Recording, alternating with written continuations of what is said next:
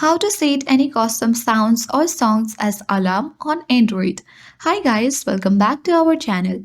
This is Rose and let's learn to set any custom songs or sound as alarm on Android.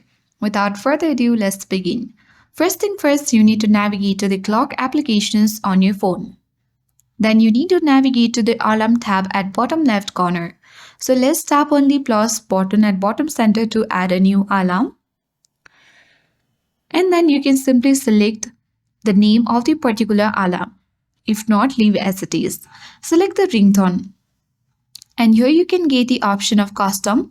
You can even select from Spotify or from this device. Select on this device and let's choose a particular custom ringtone. You can choose from music or recording. So let's select, or even you can set the system ringtones as well.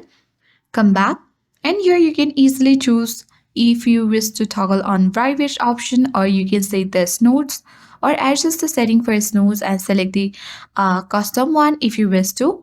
After that, you can tap on done at top right and then you have successfully set any custom sound or song as alarm on Android. So I hope this guide was helpful. If it was, then do like, share, comment and don't forget to subscribe. Thank you for watching and I'll see you in the next video.